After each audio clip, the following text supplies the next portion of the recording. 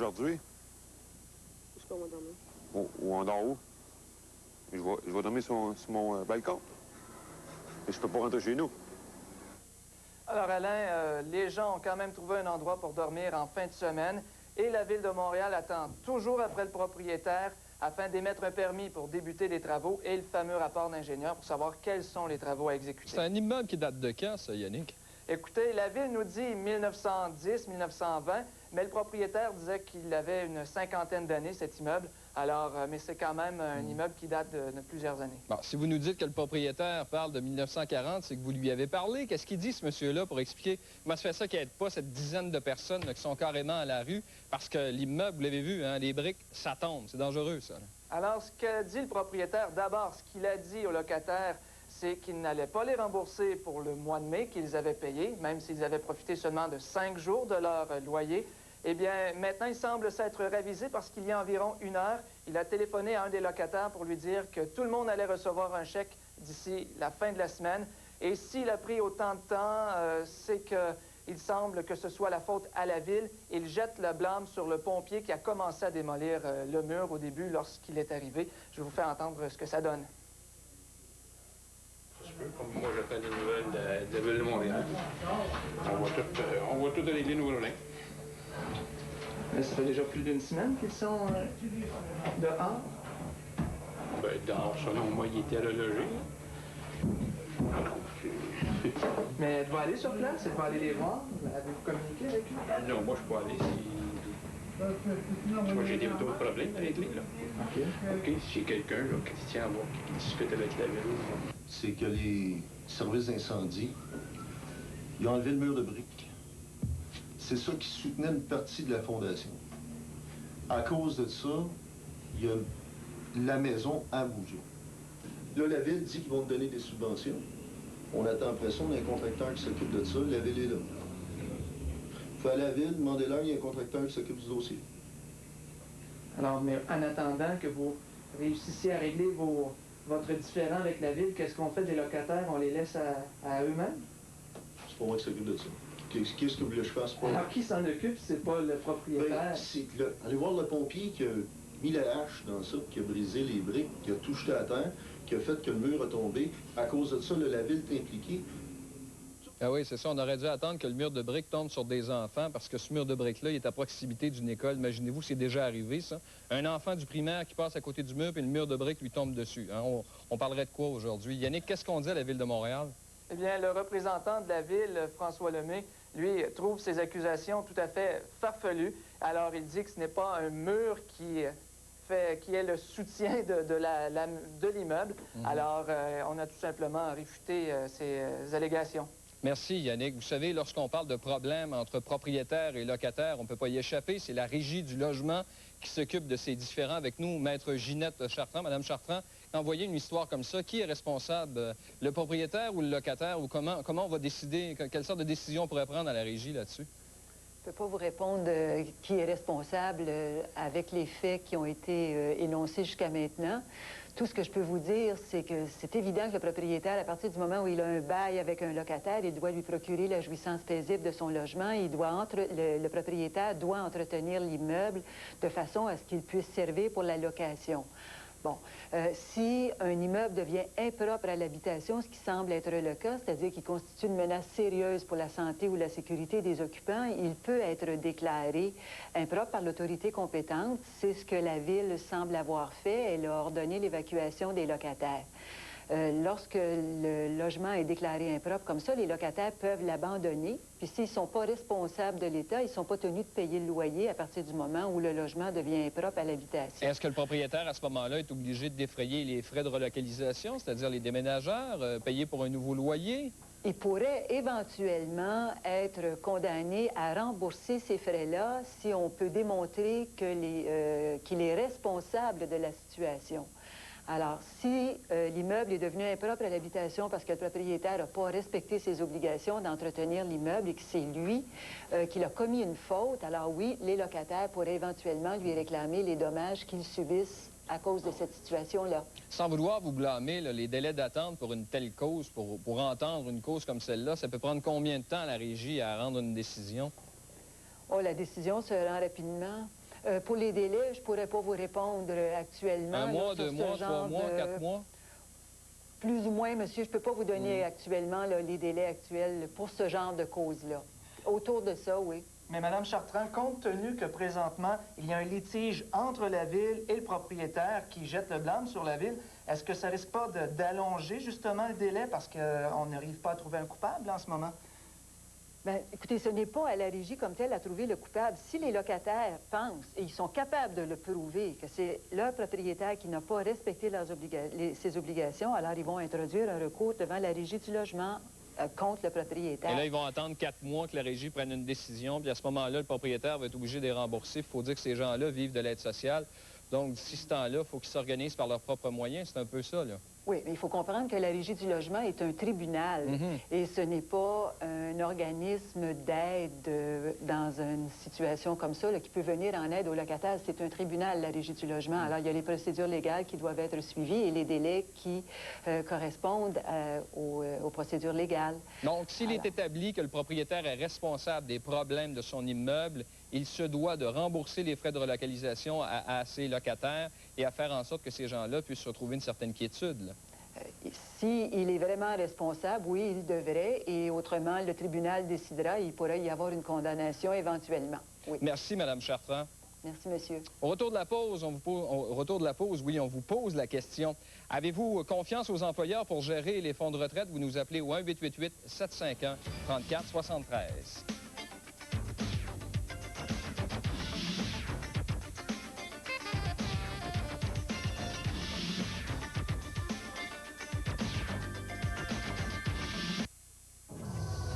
Les journées sont longues, épuisantes.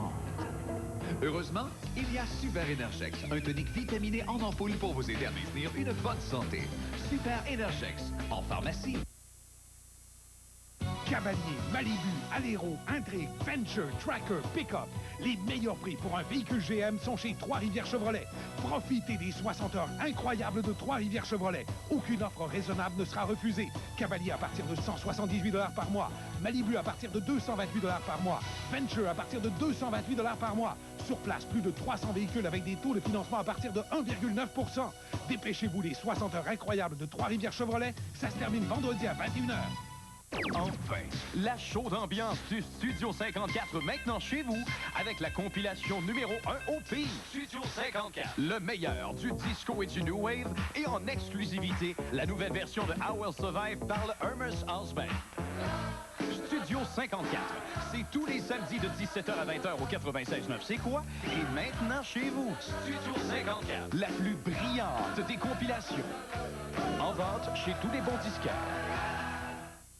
Mais je peux pas supporter que les ligues, ce vicieux-là, mettent ses sales pattes sur toi. J'ai plus de job. Quand on veut plus de toi, là, mets ton plus bel habit, lève la tête bien haut puis te pète la boue. Puis je vais refaire ma vie avec toi. Sauf qui peut. Dernier épisode, ce mercredi, 21 h. Cette semaine, à Dodo Déco, on décore le salon. En passant, qu'est-ce que vous faites cette semaine? Rien? Ça vous tente-tu de venir chez moi? Oui, chez moi, à moi. Je vous invite. Dodo Déco, ce jeudi, 19h30.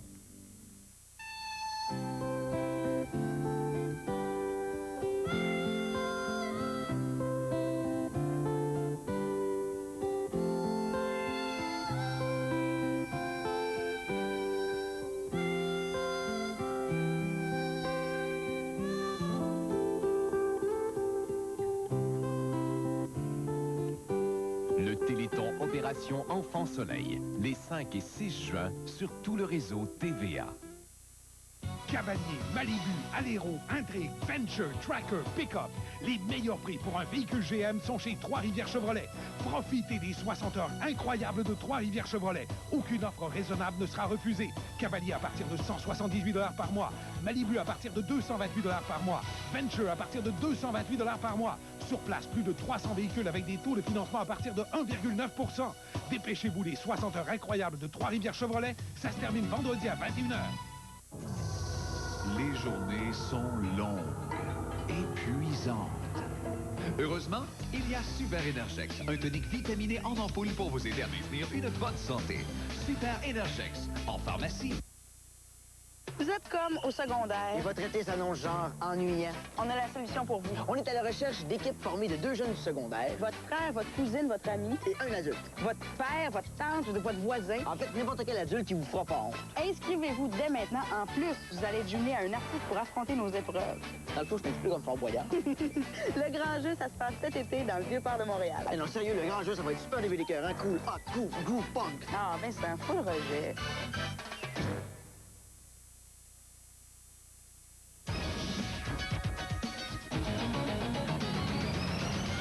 Midi 46, de retour à l'émission J en direct. Faites-vous confiance aux employeurs pour gérer les régimes de retraite? Vous nous appelez au 1-888-751-3473. Pourquoi on vous parle de ça aujourd'hui? C'est bien après avoir mis la main sur l'excédent de la Caisse de l'assurance-emploi. On parle d'un excédent d'environ 20 milliards de dollars. Eh bien, le gouvernement chrétien a déposé un projet de loi, le projet de loi C-78, qui lui permettrait de récupérer les 30 milliards de dollars de surplus du fonds de retraite de ses employés. Et il y a une coalition de syndicats des employés de la fonction publique qui a posé la question dans les journaux il y a quelques semaines. Votre régime de retraite est-il bien protégé? C'est la question qu'ils ont posée à leurs membres. On va aller rejoindre Mme Jeanne Smith, qui est présidente de l'Alliance des retraités de la fonction publique. Mme Smith, qu'est-ce que vous craignez au juste? Que vous ayez plus d'argent en bout de ligne quand vous allez prendre votre retraite? Que le gouvernement soit plus en mesure de vous assurer une retraite dorée? Le gouvernement nous dit que nos retraites, que nos pensions sont toujours protégées. Mais ça nous inquiète beaucoup quand le gouvernement veut prendre le contrôle unilatéral de nos fonds de pension, de l'administration de notre fonds de pension, de l'investissement de notre fonds de pension et des surplus. Comment ça fonctionne actuellement, le fonds de retraite, là? Est-ce que c'est géré conjointement à Ottawa avec les employés ou c'est le fédéral qui gère ça ou c'est un organisme indépendant qui gère votre fonds de retraite actuellement? Dans le nord de l'Ontario aussi, la sécheresse a facilité le déplacement des feux de forêt. On craint que le feu ne parvienne à la limite de la ville de Chapleau. 4500 personnes vivent dans ce secteur. Le temps chaud et sec cause aussi d'autres problèmes. Le Saint-Laurent est à 15 cm de son niveau de navigabilité minimum. C'est 1 mètre de moins que la normale de mai. Si le temps sec continue, le port de Montréal devra obliger certains bateaux à réduire leur cargaison. Un 30 cm d'eau, pour un porte-conteneur, ça représente 200 000 $ par voyage. Demain, tous les yeux se tourneront vers le Saguenay où une centaine de pompiers, appuyés par des avions-citernes, tenteront de maîtriser le feu. Les indices d'inflammabilité sont tels que la Société de protection des forêts émet une interdiction de faire des feux à ciel ouvert sur toute la rive nord du fleuve, de l'Ontario jusqu'à Bécomo. Claude Frigon, Radio-Canada, Montréal. Plus tard au téléjournal, les pilotes canadiens sur la ligne de feu.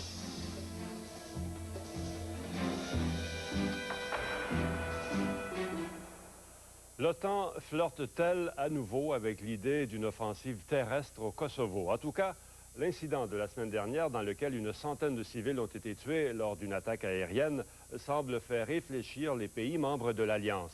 Le ministre britannique des Affaires étrangères, Robin Cook, disait même aujourd'hui que les militaires ne traîneront pas éternellement en Macédoine. Guy Gendron résume cette 55e journée. They evacuated area under that tent.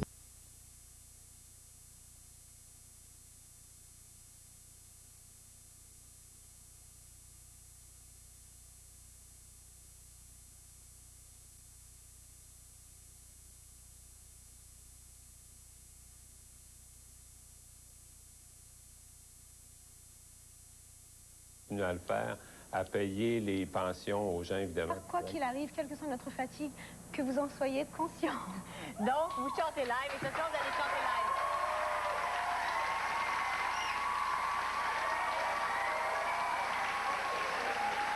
Et ça va être un duo virtuel avec Andrea Bocelli. Oui. C'est que lui, on a une vidéo de lui où on l'entend chanter, mais vous, votre voix, ça va vraiment sortir de ce petit corps-là, cette grande voix-là. Même si elle ouvre pas beaucoup la bouche, ça sonne et ça sort. J'ai entendu en répétition, mais je vous trouve pas mal en forme.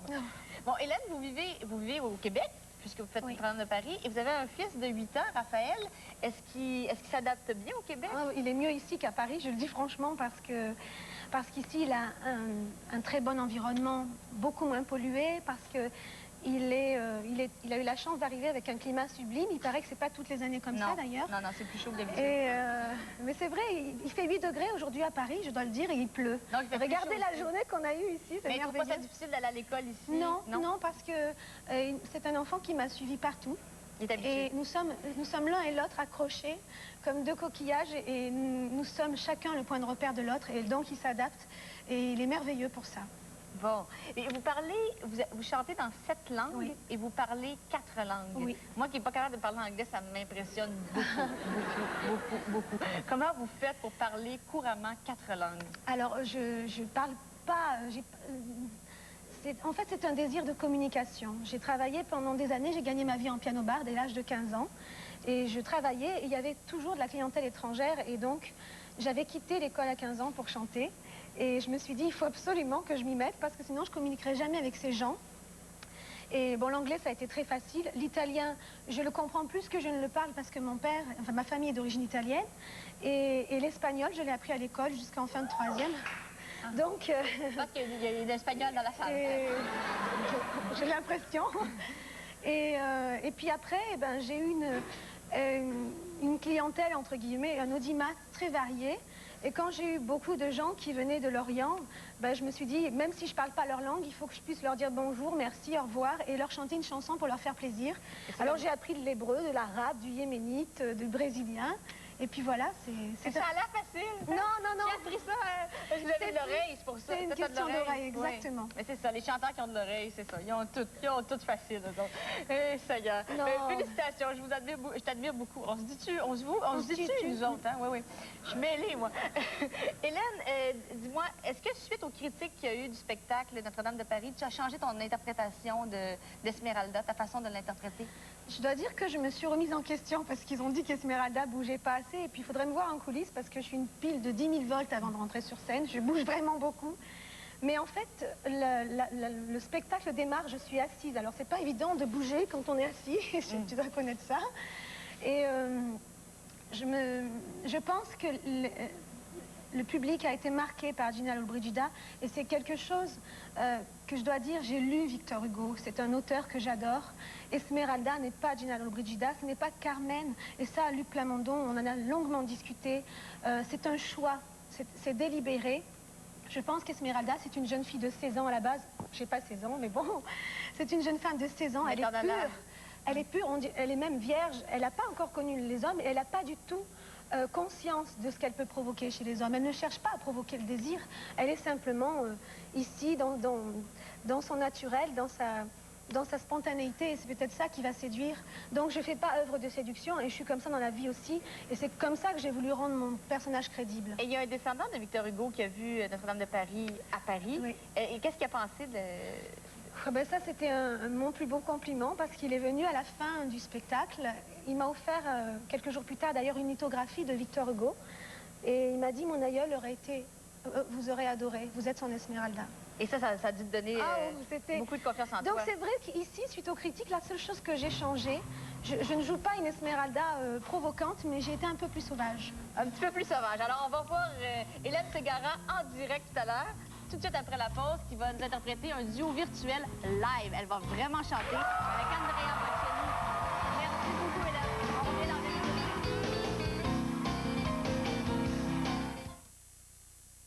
Je m'appelle Bernard Prévost. Moi, je suis décorateur puis je vais chez Walmart. Mes parents ont toujours fait un jardin. C'est une tradition chez nous. Nous autres, chez Walmart, je pense que c'est une histoire de famille. La première fois...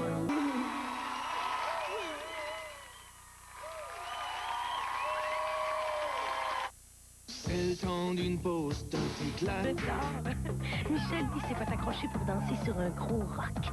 Mais là, ils ont baissé les lumières. Le disc jockey a grimpé le volume. Puis la piste s'est tellement remplie qu'il a fallu qu'il sorte.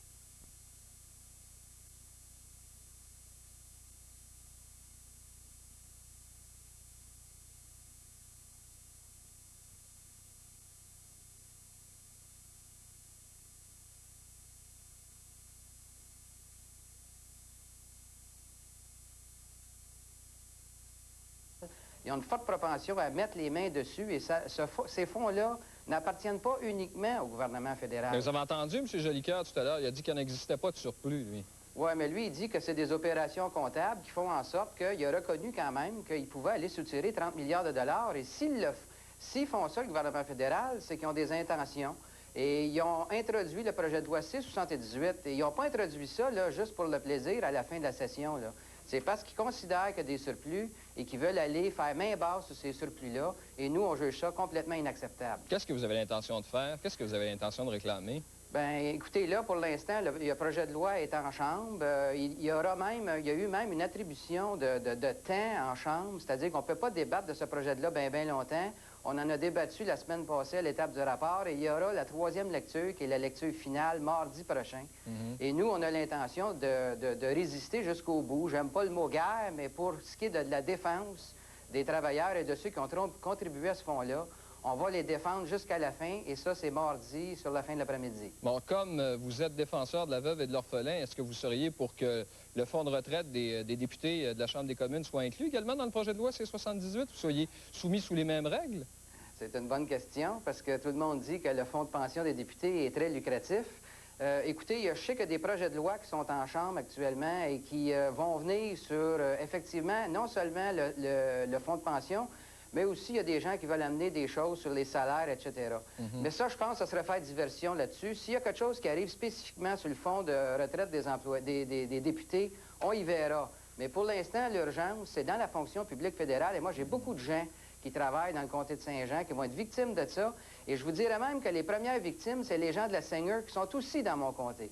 Parce que le gouvernement fédéral était fiduciaire du fonds de pension des gens de la Seigneur et il a permis à la Seigneur d'aller piger dans le fond et la compagnie Seigneur s'est sauvée avec le fonds de pension. Oui, sauf que là, ça a été réglé, ça. La Cour supérieure a dit à Seigneur de rembourser. La Cour suprême n'a pas voulu entendre la cause et en octobre dernier, là, les gens ont reçu ce qui restait d'argent. Évidemment, il y a beaucoup de ces travailleurs qui sont décédés. On va en parler un peu plus tard. Oui, mais ce que vous ne savez pas, M. Laforêt, c'est que le gouvernement fédéral, entre 1942 et 1967, était fiduciaire du fonds. Ce que vous parlez, là, c'est réglé du côté de l'autre fonds. Il y avait 2 fonds. Et le premier fonds, c'était Ottawa qui en était responsable.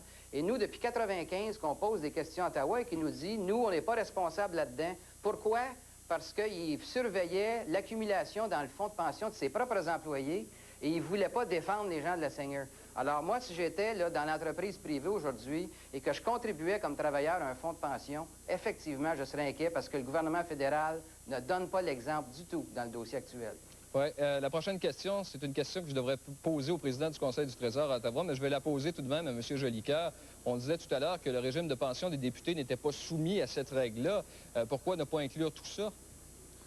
Je dois dire que je l'ignore. Ma compétence porte sur les régimes de pension pour les employés de la fonction publique. Bref, vous ne savez pas ce qui s'en vient avec les députés. Là. Vous ne savez pas si on va aller piger dans leur surplus, parce qu'on le sait. C'est un fonds de retraite qui est bien garni, ça. Vous parlez de surplus continuellement. Moi, je ne sais pas, je ne suis pas comptable, je ne suis pas un fiscaliste. Là. Je connais absolument rien, je n'ai jamais vu les livres. Là. Je sais que je paye beaucoup d'impôts, cependant. Là. Ça, je le sais, oui. Oui, vous en payez, en effet. M. Bachand parlait tantôt de victimes. Une des raisons pour laquelle il est très important de passer le projet de loi, c'est qu'il contient des avantages significatifs pour les employés. Une pension qui va être améliorée, prestations de décès améliorées. C'est des avantages qui nous ont été demandés par les syndicats, qui sont inclus dans le projet de loi. Donc, on peut difficilement parler de victimes alors que les prestations vont non seulement être garanties, mais vont être augmentées. Merci, M. Jolicoeur. Avec nous à Sherbrooke, M. Louis Asca, c'est un économiste de l'Université de Sherbrooke, c'est un spécialiste en fonds de pension. Bref, il connaît beaucoup plus les chiffres que moi. M. Asca, quand vous entendez tout ça, est-ce que ça vous fait sourire? Est-ce que ça a du bon sens? Qu'est-ce que ça vous dit, là? Bien, je pense que le premier point qu'il faut faire, c'est aller à la question de principe. Puis la question de principe, c'est que c'est inadmissible que le gouvernement fédéral pige dans les surplus du régime de retraite qui, en fait, c'est le salaire différé de ses employés. Mais M. Jolicoeur nous a dit qu'il n'existait pas de surplus. Là. Vous, vous croyez qu'il y en a un? Qu'il en existe, mais il est pas mal magicien. Là. Il réussit à faire disparaître les surplus. Les documents même du gouvernement fédéral parlent qu'il y a un surplus de 30 milliards et les documents du gouvernement fédéral lui-même disent qu'ils veulent prendre le surplus de 30 milliards de dollars. Là, on peut faire des jeux de chiffres puis faire les astucieux. Mais quand même, d'une façon ou d'une autre, ils veulent mettre les mains sur ce 30 milliards-là, qu'on l'appelle comptable, livre ou n'importe quoi. En d'autres mots, ils veulent le prendre. Mais le point important, c'est le point de principe. Le point de principe, c'est que c'est inadmissible que le gouvernement fédéral unilatéralement, de soi-même, décide de prendre le surplus dans le régime de retraite qui est le salaire différé de ses employés. Je remarquerais que si c'était un employeur du secteur privé au Québec, ce qu'il essaye de faire, ce serait illégal.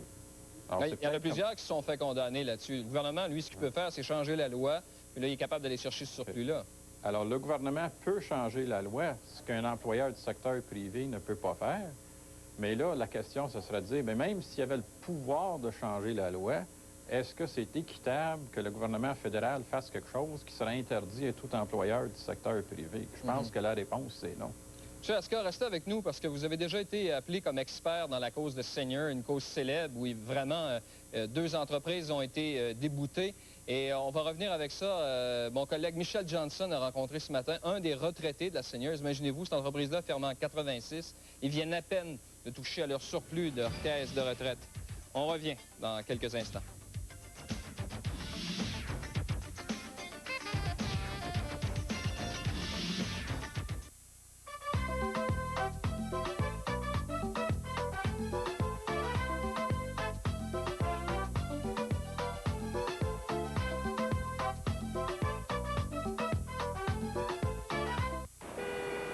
Ils m'ont dit d'aller. Pas besoin de le crier. C'est toi, tout le monde le sait. Imaginez une seconde que quelqu'un quelque part soit pas au courant. Ce serait dommage. Pendant la vente étiquette rouge Toyota, tout le monde sait que le taux de financement sur la plupart des modèles est aussi bas que 2,8 % et que nos offres de location, comme la Tercel par exemple, à seulement 209 $ par mois, sans aucun comptant, eh bien, ça fait jaser pas mal de monde. Alors pas besoin de le crier sur les toits. J'ai-tu crié, moi? Comme mon fils Simon et moi-même, je suis certaine que vous appréciez la vie, même avec ses petits soucis. Mais pendant que vous regardez ces images, pensez à ceux qui sont en train de tout perdre, de voir leur monde s'écrouler, ici, à quelques kilomètres de vous. La Croix-Rouge les aide, comme ce fut le cas pour moi lors d'un incendie. La Croix-Rouge, ce qu'elle a fait, c'est qu'elle nous a aidés à se nourrir, à l'aide à se reloger, à l'aide à s'habiller, parce que, veux pas, on sort vite de chez nous, on n'a pas le temps de sortir de vêtements, rien, là. On prend le petit, puis on sort. Ça fait une sécurité un peu à l'intérieur. C'est bon, s'il y a quelque chose, j'aurai la Croix-Rouge qui sera là pour m'aider. S'il y a un sinistre, ça peut être un feu, ça peut être des glissements de terrain, ça peut être des déluges. Sans argent, la Croix-Rouge ne peut plus aider qui que ce soit. Alors pensez à vous, pensez à nous, pensez à faire un don dès aujourd'hui à la Croix-Rouge, parce que demain sera peut-être trop tard.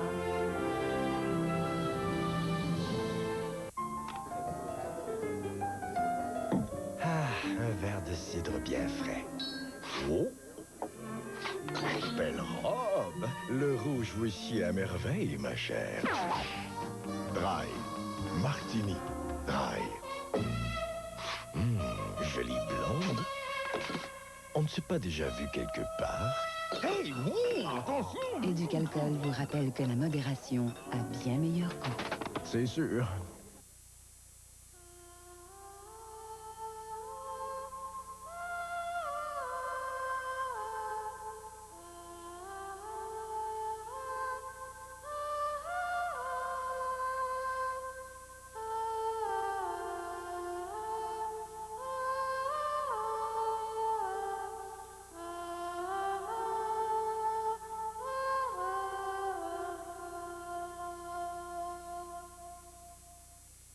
Du 21 au 24 mai prochain aura lieu à Saint-Léon-le-Grand l'International Juste pour Jeunes. Pendant ce festival, toute la famille pourra découvrir différentes cultures, se divertir et assister à des spectacles variés. Alors du 21 au 24 mai prochain, on vous donne rendez-vous à l'International Juste pour Jeunes. La saison régulière de Piment Fort est terminée. Ne manquez pas la rediffusion de nos meilleures émissions du lundi au vendredi, 18h30. Où ça?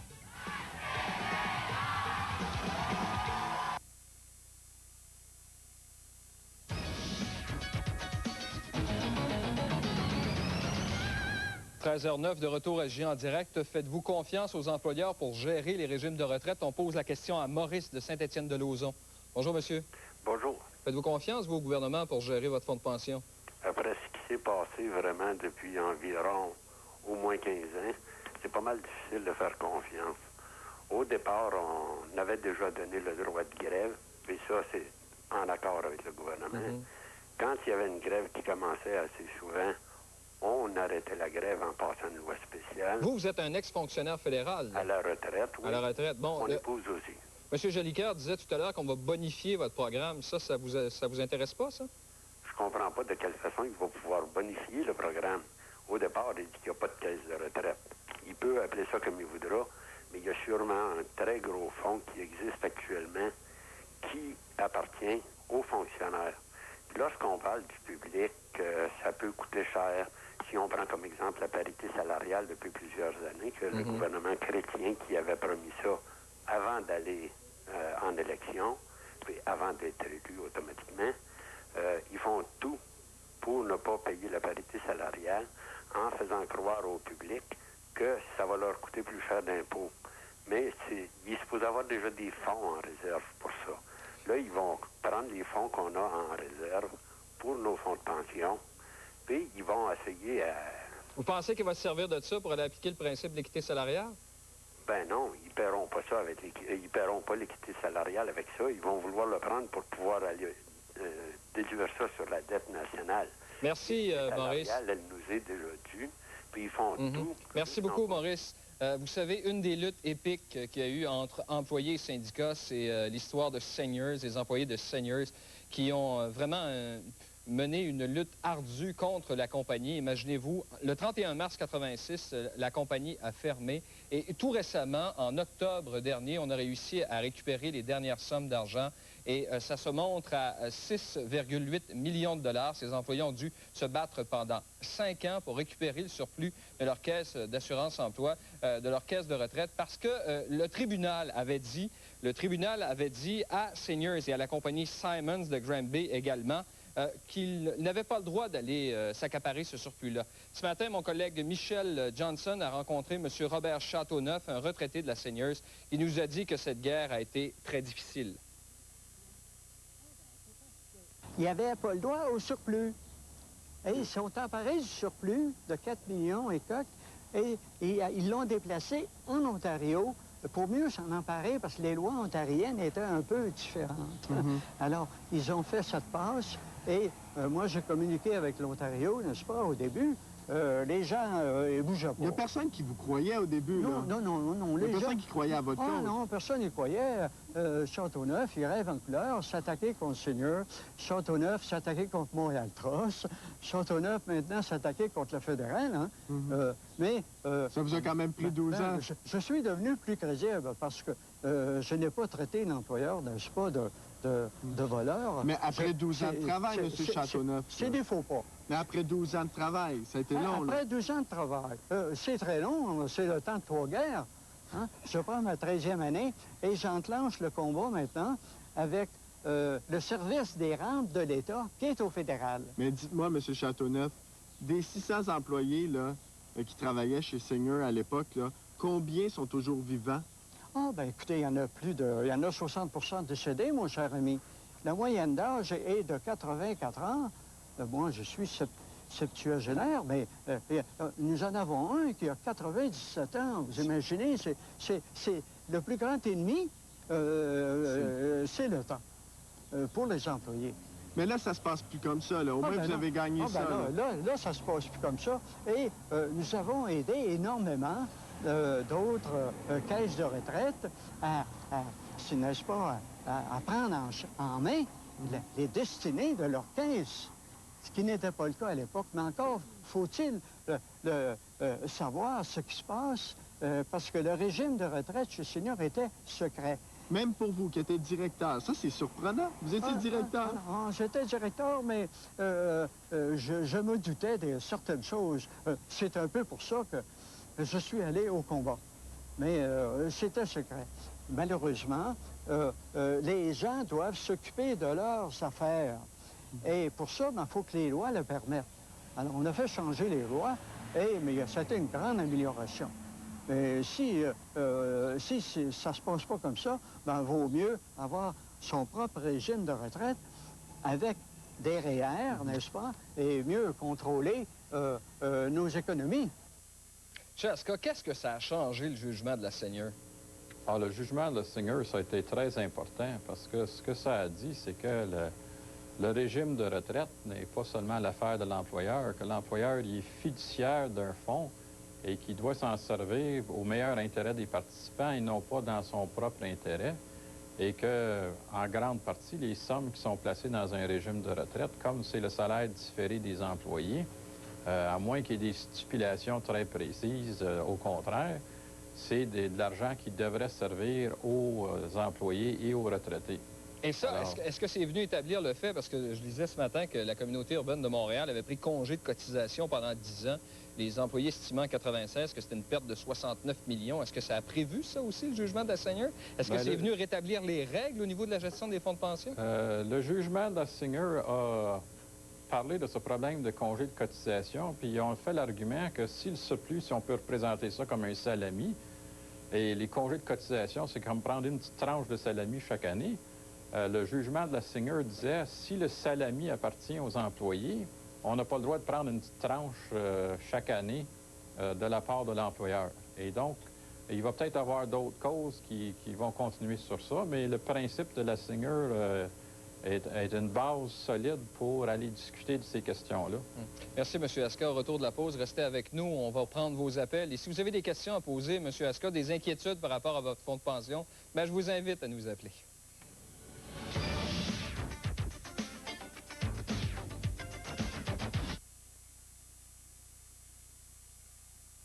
Alarme Microcom vous fait une promesse, celle de vous offrir toujours le meilleur prix.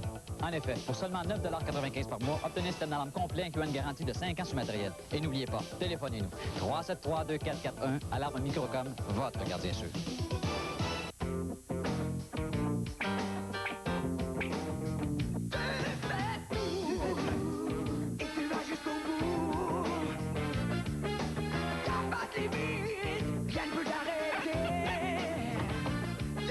Changez l'huile ou absolument tout. Canadian Tire, c'est toujours le bon magasin pour trouver les pièces et les accessoires qu'il vous faut pour aller jusqu'au bout. Rien ne peut t'arrêter. Canadian Tire, toujours le bon magasin. Gosselin vous invite dans ses nouveaux locaux du boulevard des Forges à Trois-Rivières. Voisin d'Archambault, le nouveau Gosselin. Le plus vaste magasin d'appareils photo en Mauricie. Chez Gosselin, on prend le temps de bien vous renseigner. Cet appareil Samsung avec zoom 105 mm, garantie 3 ans à 199,99 $. Ou le Photonex de Fuji avec zoom 45 mm à 149,99 $. Et obtenez 45 $ de rabais sur les développements. Le nouveau Gosselin et de nouveaux services. Restauration de photos et agrandissement sans négatif. Le nouveau Gosselin, pour les passionnés d'images.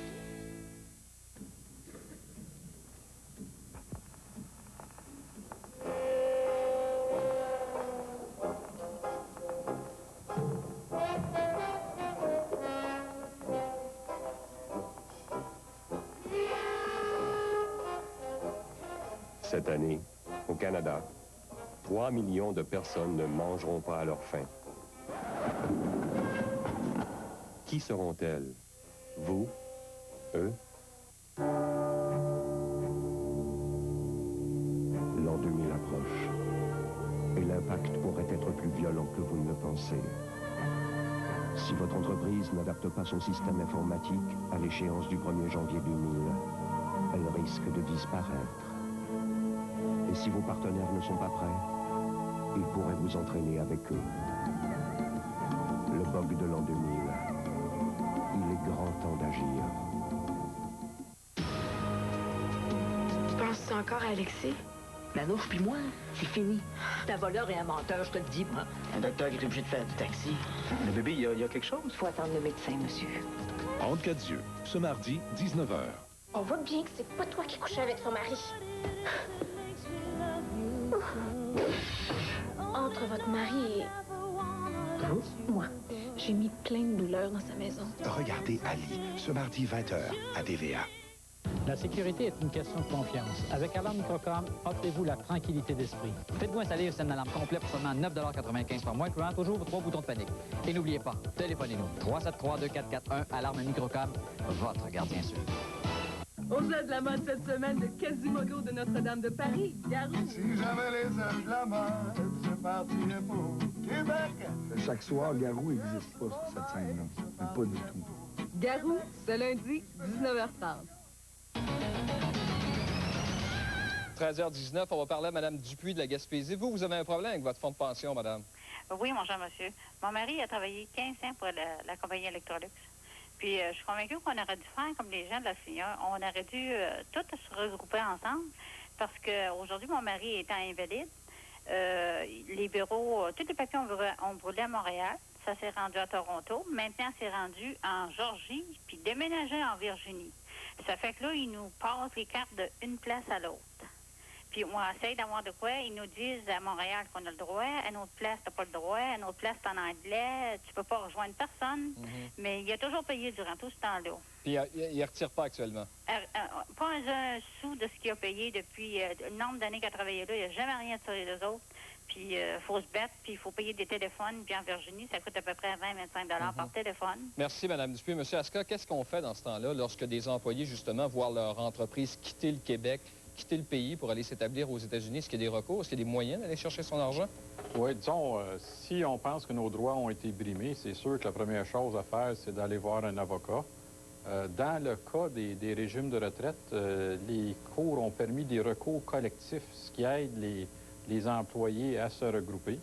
Alors, je recommanderais à tous ceux qui sentent que leurs droits sont lésés, soit de contacter une alliance de défense des retraités ou peut-être appeler M. Châteauneuf puis se faire recommander un avocat qui serait spécialisé dans le domaine et qui pourrait les aider à résoudre leurs problèmes.